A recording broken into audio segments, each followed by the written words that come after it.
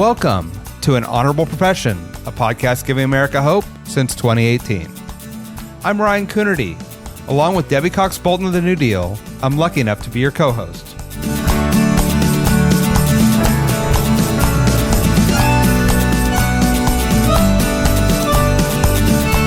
An Honorable Profession is a New Deal Leaders podcast. The New Deal is an organization that supports the next generation of American leaders.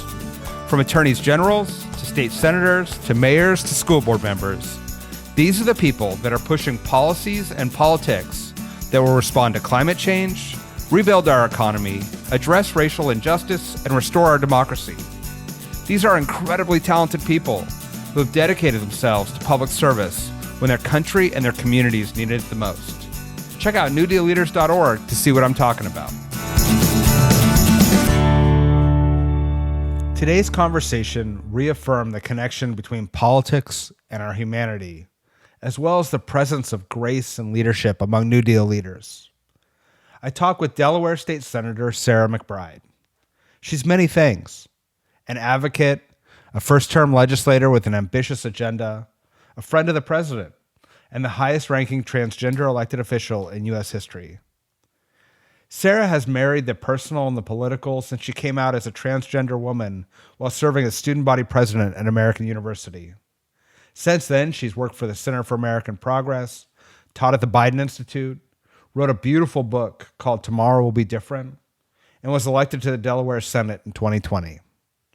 Going into the interview, I knew Sarah was remarkable, but she exceeded all my expectations. Enjoy. Senator Sarah McBride, welcome to An Honorable Profession. It is wonderful to be speaking with you today. It's great to be on. Thanks so much for having me. There is so much for us to talk about your life and leadership and policy issues. But first, I think I'd like to start in the state you represent, Delaware. This is a state that's obviously had a major role in your life, but now it has a major role in all of our lives, as it's the state where the president's from. Can you describe a little bit the role that you think Delaware plays in the country and the political culture it has, and why you think it's playing such a large role in our nation, even as a small state? Sure. It's a great question. And we like to say right now that we're at the center of the political universe with everything that's going on and with Joe Biden in the White House. You know, the first thing I'd say about Delaware, I'd say this to anyone who is just curious about the state, but I think it's also really relevant for our politics, is that we're a state of neighbors. We're a small state under 1 million people, and everyone's really 1 or 2 degrees of separation from one another. And that, of course, that small state mentality really informs our politics. It informs our relationships and how we engage with one another.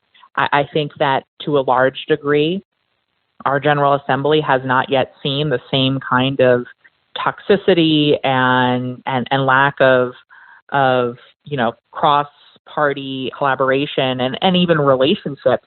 We haven't seen the diminishment of that like we've seen nationally and even in other state legislatures.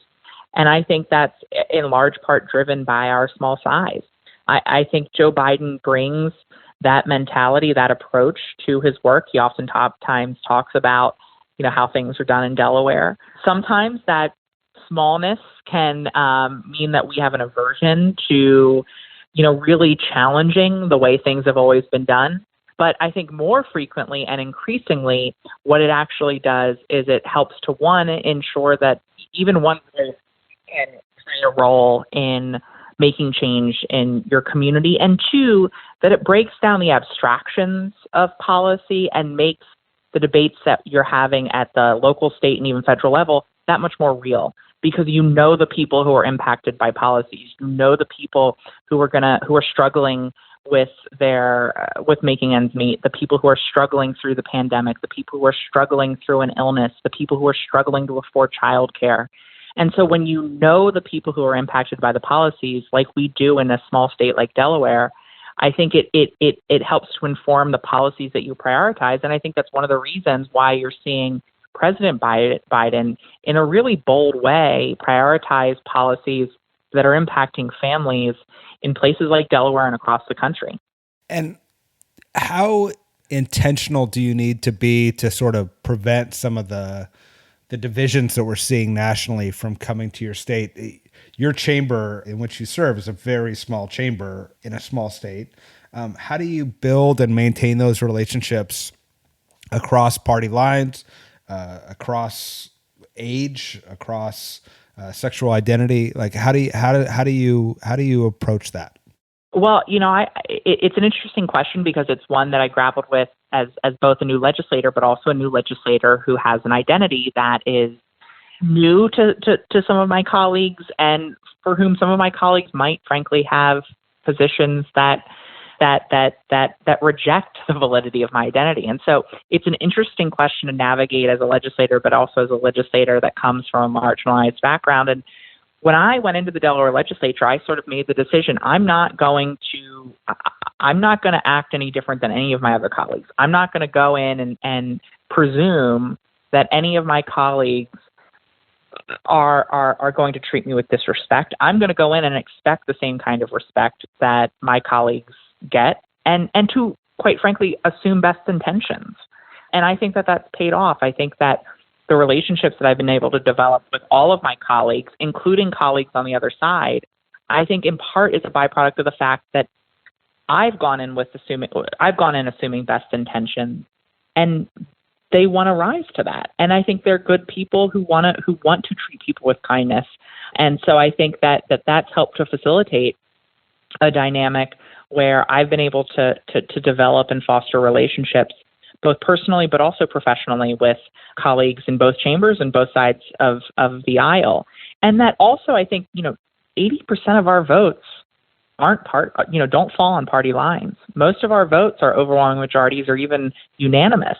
And there are bills that we're able to work on across the political divide, because you see, I think, our media focuses on the 20% of issues where we fundamentally disagree. But at the end of the day, I think on most issues, we share common goals.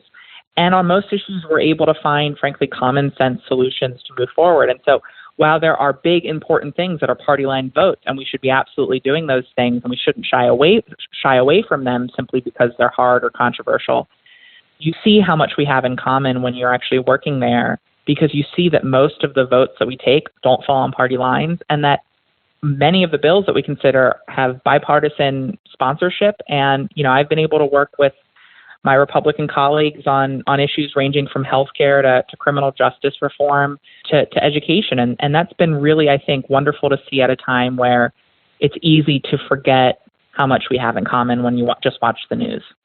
I couldn't agree more. And when I look at the bills that you carried in the last session, for a first-term legislator, you were moving some very big bills around telehealth, paid medical family leave. Can you talk about some of your efforts and how, as a first-term legislator, you took such a leadership role in trying to move these pretty big agendas forward?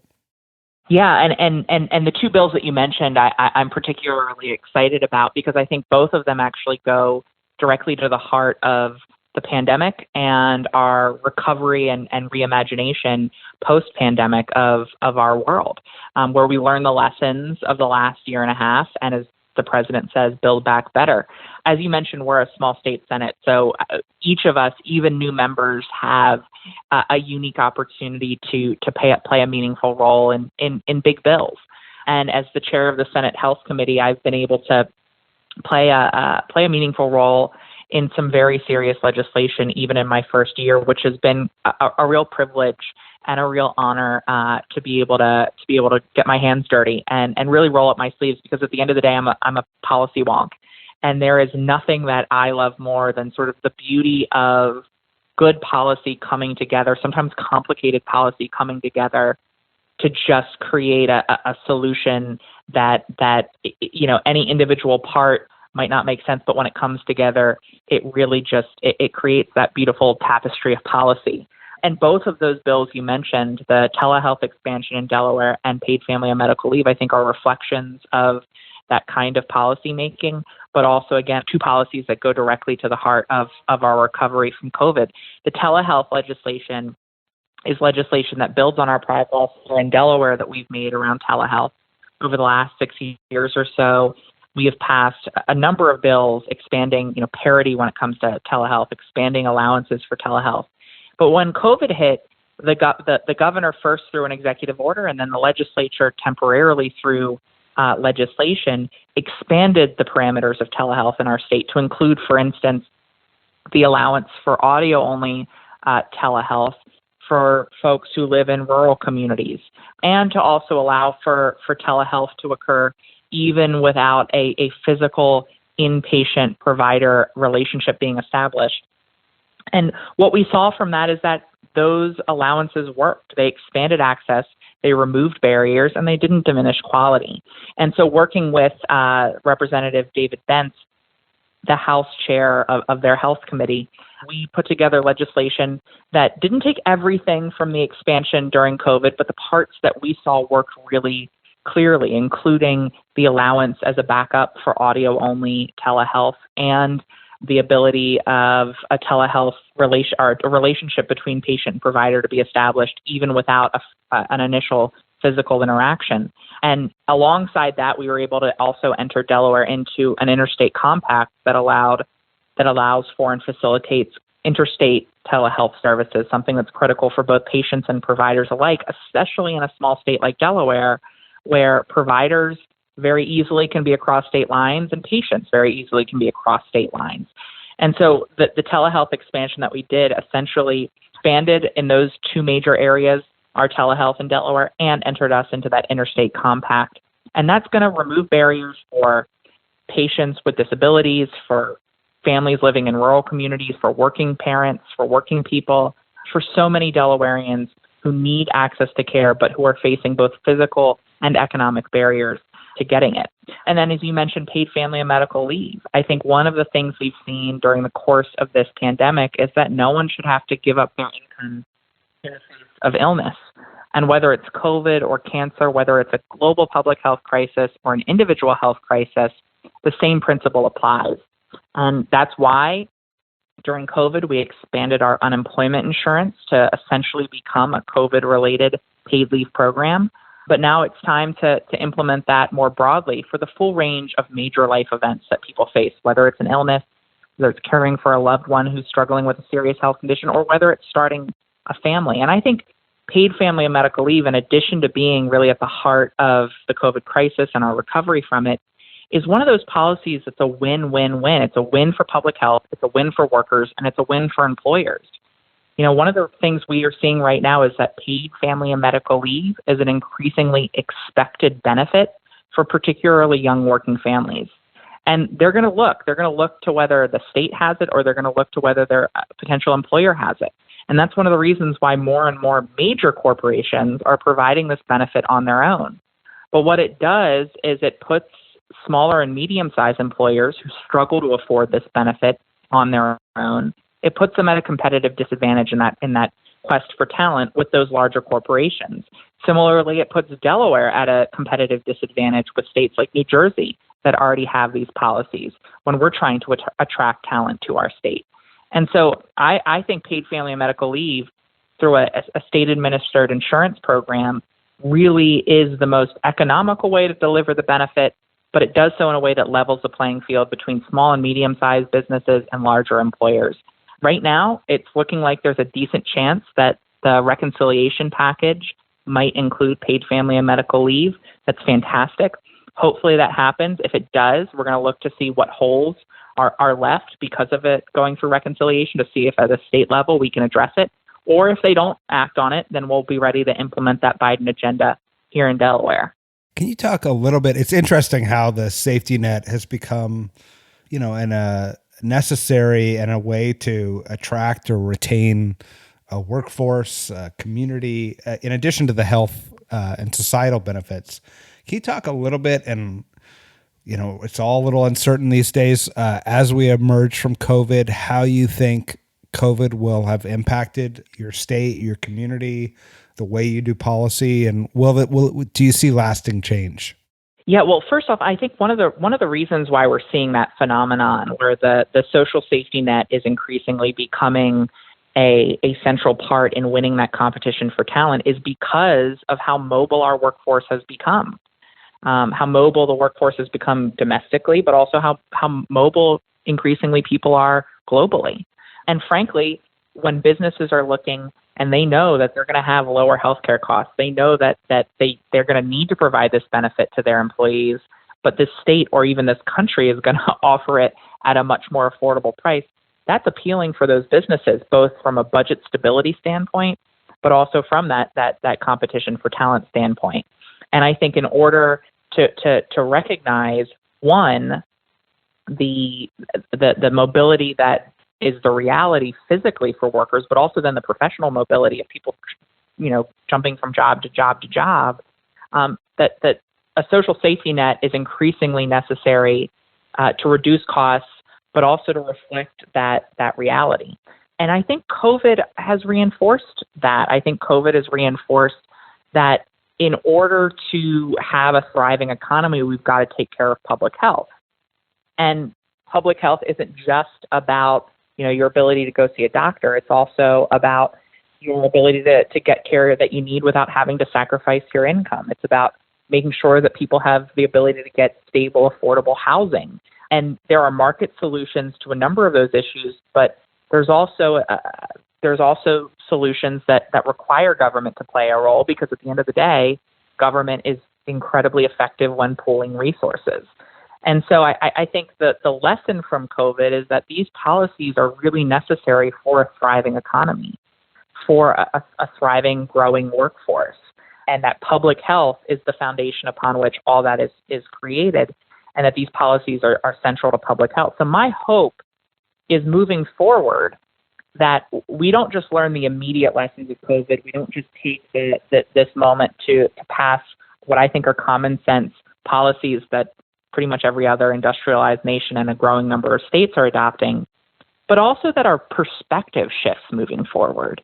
That, after major crises, major events in the United States, in any country, you often have a new perspective that you view politics through. After 9/11, for better or for worse, it was that national security perspective. And that lasted for several years after 2001, 2004 election, right? The battleground was those soccer moms in Ohio, where they were viewing policies through this national security lens and framework. My hope is that in the years to come, even as COVID dissipates from our memory, that we continue to view the world and our policies and our politics through this public health lens. So I have to ask, because your answer is so thorough and informed. One might assume that you've been doing this for many decades, but you're only 30 years old. So how did you get interested in politics and public service? What brought you into this? That you've been working at such a high level for so long. What sparked that interest? I think in many ways, my interest in government and advocacy and politics stemmed from my own journey to coming out as a transgender person. When I was young, I wasn't interested in politics. I was actually really interested in architecture. But what I was thinking about and what I was really aware of is how the world is structured. It is how the world interacts with people and the barriers that it places in front of people. Because at a young age, I was becoming aware of who I am, and in the same instant, becoming aware of the fact that there was significant prejudice and ignorance around people like me.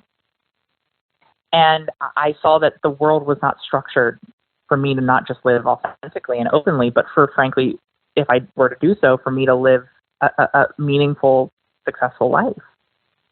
And so I, at a very early age, was really trying to process the world and how it interacted with not just me, but others. And I was really interested in architecture at the time. I wanted to be an architect, and I used to read about all the different buildings around the world, and I stumbled across books about the White House and the Capitol. And what I marveled at wasn't the buildings, wasn't the beauty of those buildings, but was the history that occurred within their walls. And I think as a young person, wondering whether the heart of my country was big enough to love someone like me, whether my democracy had space for someone like me, what I saw in reading about that history was that the story of every generation was the story of advocates, activists, and a handful of elected officials working together to expand that circle of opportunity to deepen our understanding of our humanity, to bring in people from the shadows and in the margins. That politics seemed like the place where you could make the most amount of change for the most number of people in the most number of ways possible. And so I think to me at a young age, politics felt like the place where I could maybe build a world where more people could live openly and authentically. I found hope in that things could change. And then I got involved in politics here in Delaware. And as I said at the start, we're a small state. And, a 14, 15, 16-year-old kid can get to know their elected officials. And I got to know my elected officials. I got to know because I showed up volunteering as a 14-year-old. I got to know people like Jack Markell when he was still state treasurer before he was our governor. I got to know Chris Coons even before he was the county executive, which he was before the U.S. Senate. He was running for county council president. I got to know these elected officials, Beau Biden. I got to know them, and they got to know me. And I saw that I could make a difference. I saw that one voice could change people's perspectives, and these elected officials took note in what I had to say. And so I got involved because I saw that politics was the place where you could do good. I found hope in that as a young person struggling with who I am and my place in this world. And I got involved, and in a small state, I saw that my voice could matter at a young age. So I'm incredibly grateful for that. But I think that journey to authenticity is what sparked my interest in politics and government and advocacy and got me involved. And for our listeners who come from marginalized backgrounds and maybe just starting to think about getting involved in politics, has the system reciprocated the effort that you put in? What's your advice to people who are just starting out on that journey and are worried about, the personal toll that will come along with a political toll as they enter into the arena? Yeah, change making is hard work. It really is hard work. It's not for the faint of heart. And there are going to be plenty of instances where you're going to feel like you're making false starts, that you're going to wonder whether it's false hope. There are going to be moments where you have a crisis of faith. I've certainly had that. But one of the things I think I've learned is that hope isn't necessarily an organic phenomenon. I think sometimes we think that hope just happens. And if it doesn't just happen, if you don't just feel it, then there's nothing that you can do about it. Sometimes hope has to be conscious. And if you do the work for long enough, you will find those moments of hope, those moments of progress that you can latch onto.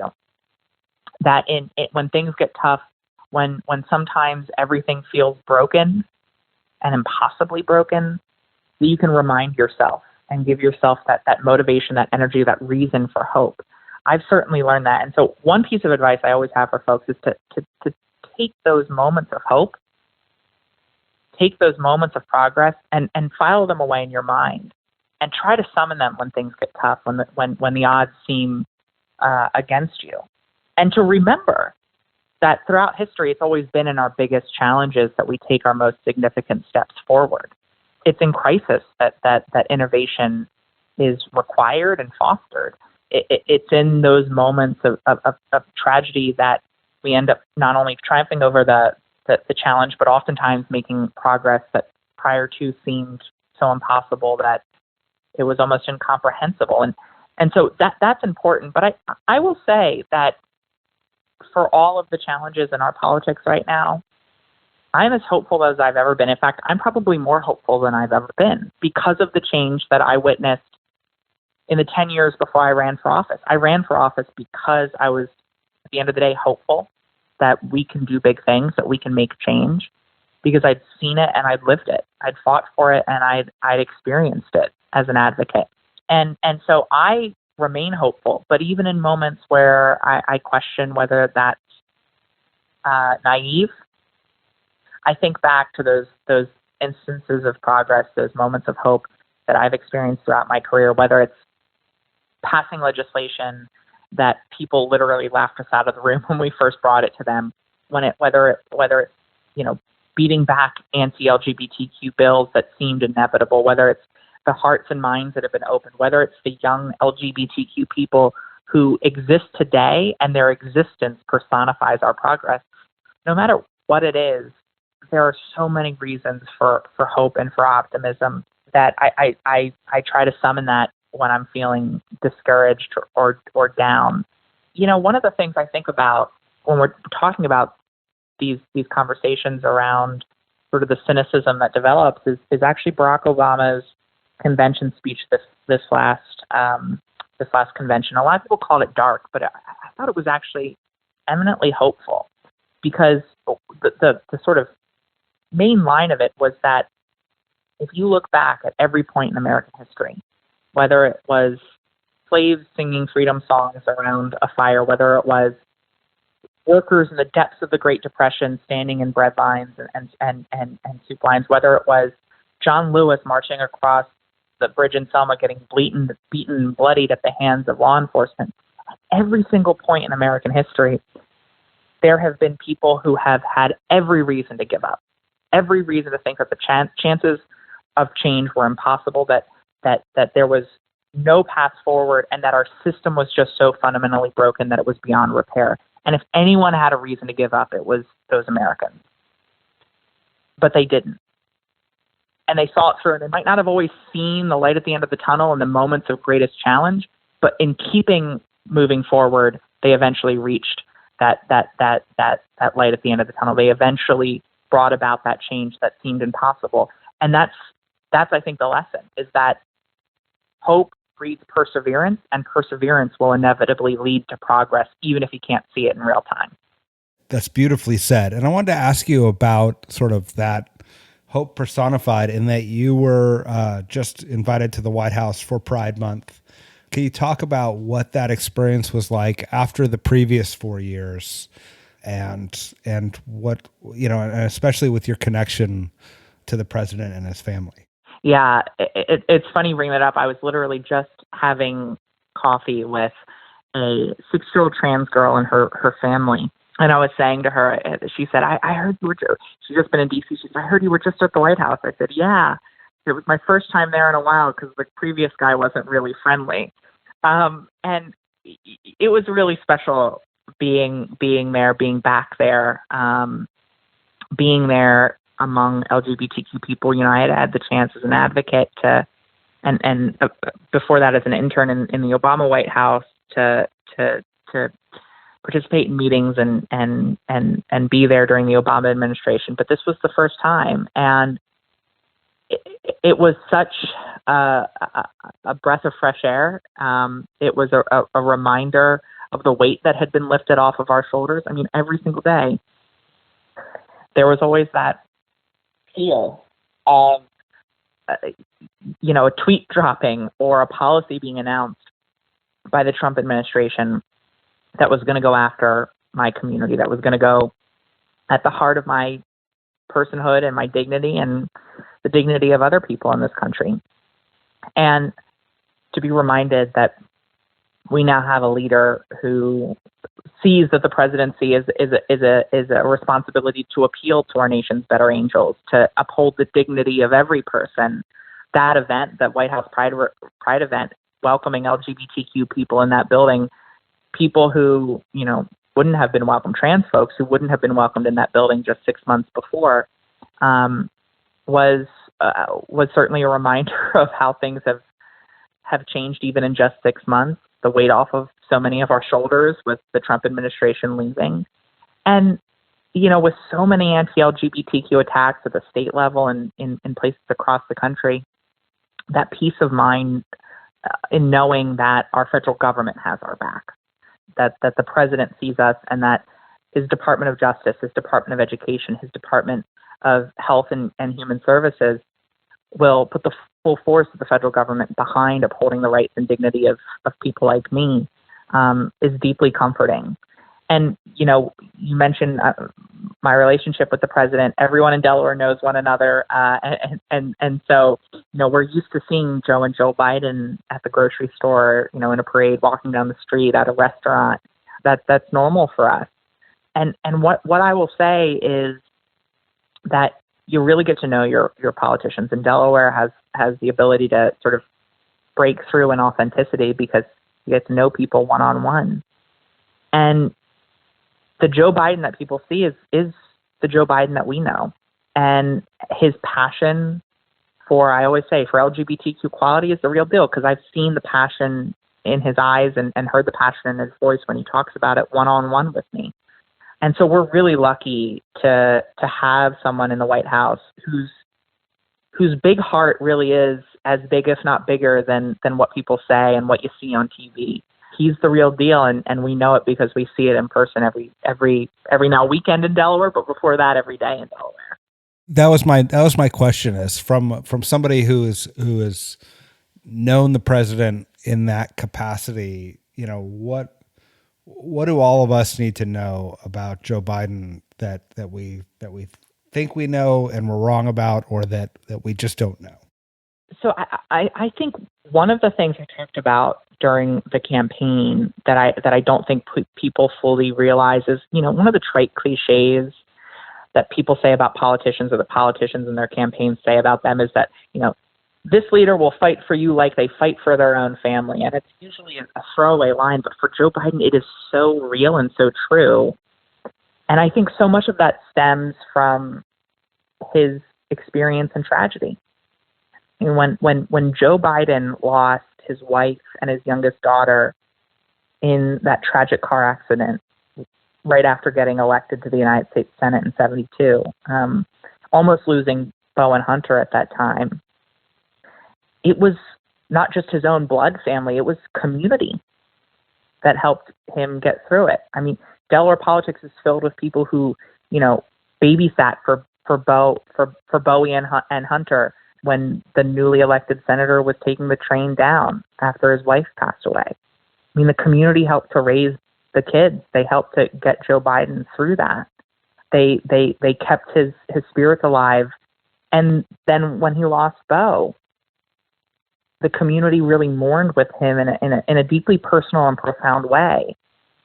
And so I think for Joe Biden, when that trite line about a politician fighting for your family like they fight for your own is said, it's actually true for him, because for Joe Biden, community is family in a way that only tragedy and the experiences he's had in his life can forge.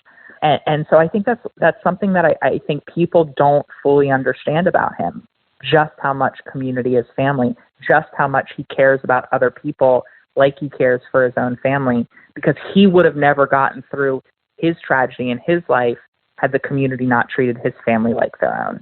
That's beautiful. I wanted to ask you about the tragedy that you've had to deal with. You wrote about it beautifully in your book, Tomorrow Will Be Different, about the passing of your husband.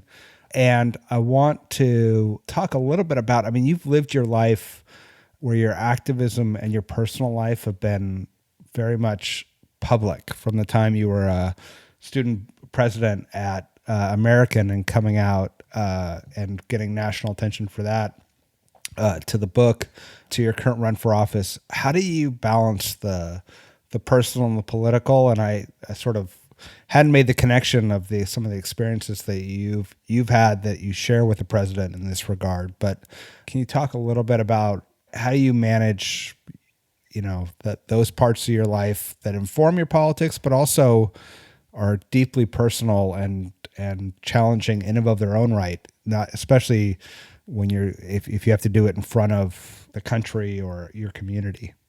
Yeah, it's a great question, and for those who aren't sort of aware of the backstory, the greatest privilege and blessing of my life was falling in love with and having the opportunity to marry Andrew Cray, who was an amazing advocate, attorney, fighting for healthcare access for marginalized communities. He, during our relationship, was diagnosed with cancer. We were both fortunate to have jobs that allowed us to take paid leave. He was lucky to have health insurance that covered the full range of really urgent, potentially life-saving care that he needed. He was able to get that treatment. He was able to get that treatment without having to worry about his, being able to afford to pay rent. I was able to take time off to serve as his caregiver, which was a full-time job. And I was able to do that without having to sacrifice my income. Ultimately, though, his cancer was incredibly aggressive. And after getting a clean bill of health, it returned and spread to his lungs and ultimately was terminal. And we were able to get married just a couple days before he passed away. And paid leave actually also allowed for me to be there by his side, to walk him to his passing, to marry him, and to frankly do what was important in those final days, to be by his side and love him as much as I could. He passed away in 2014, and I think about Andy every single day. I am profoundly changed by his love and by my experiences with him. And I think your question is great, because I think that both parts of it really tie in with one another. I share myself, I share my personal experiences publicly for a couple of reasons. One, it's actually healing for me. It's healing for me to talk about it. It's healing for me to introduce people to Andy. It's healing for me to be able to feel like I'm keeping him with me and keeping him contributing to the change that we both cared so deeply about, by talking about my experiences, by utilizing our relationship to try to bring about change, whether that's in LGBTQ equality, healthcare, paid leave. But what I think it also left me feeling is two things. One, I've seen throughout my life, both as a trans person, but also as a caregiver, as a young widow, that the political is personal, right? That these aren't abstract issues. Going back to what I said at the start about Delaware, when you live in a small state and get to know people across our diversity, when you live these issues in your own life, you see what the stakes are. You feel a sense of urgency. You recognize how policy can positively or negatively impact people in their daily lives, and how, as elected officials, we can't stop all loss or eliminate all pain, but what we can do is we can make life a little bit easier for people when hard times hit. And I know in my own life how lucky I was. For all the challenges, I was lucky because I had layers of support that allowed me to keep my head above water. And if you had removed any one of those layers of support during any of these challenges, whether it was coming out or whether it was Andy's cancer, I certainly wouldn't have made it through. Andy probably would have passed away earlier. We would have never been able to get married. And I think about so many people that don't have those layers of support. And if I was just barely able to get through those times, how are people able to get through their challenges? And so I think it reinforced the political is personal. It reinforced the stakes and the urgency. It reinforced how lucky I am. And it reinforced just how fundamental these types of policies, common sense, compassionate policies can be to allowing people to get through those hard times so that they can not just live, but ultimately thrive. But then the final thing I'll say, and it goes back to another question that you asked about hope, is a lesson that I took from Andy's passing. My brother, who's a radiation oncologist and has watched far too many people pass away from cancer, he said to me in that final month of Andy's life, "This is going to be incredibly difficult, but I should take stock in the acts of amazing grace that would be everywhere." And that grace, those miracles, were ever present. And I think what it helped me see, and what it changed in my perspective, is it showed me that all of us bear witness to acts of amazing grace, even in the most trying times. That hope, as an emotion, only makes sense in the face of hardship. And as Mr. Rogers liked to say, that when he would see something scary on the news, his mom would tell him to look for the helpers. That if you just look around, no matter how negative things seem, no matter how bad things are, no matter how many challenges we're facing, if you look around, you see those helpers, you see those acts of grace, you see those little miracles.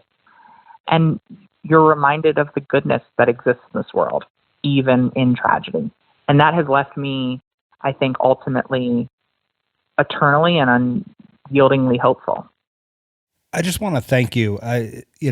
We have a lot of conversations with New Deal leaders who are all extraordinary people doing extraordinary things. I feel like your messages about hope and overcoming tragedy and finding the good or the grace, I don't know. It feels like what at least I needed today, and I hope it's what our listeners needed today as we continue to face so much uncertainty and so much inequity in our community and in our country. I just want to thank you for your leadership. Thank you for being for joining the New Deal. I think we all look forward to seeing each other in person soon, and I certainly look forward to seeing your leadership in Delaware, but in a way that radiates out to the rest of our country. Well, thank you so much. It was incredibly kind to say. It's such an honor to be part of this organization and a cohort of just such exceptional leaders across the country, people who I've long been fans of. And I look forward to being able to see everyone in person, hopefully sooner rather than later. Thank you, Sarah. Have a great day. Thank you. Thanks for listening to An Honorable Profession. Please subscribe to hear more amazing leaders and keep asking your elected officials to be honorable. Boots Road Group produces podcast. I'm Ryan Coonerty, and because we keep things honorable, no tax dollars were used in the making of this podcast.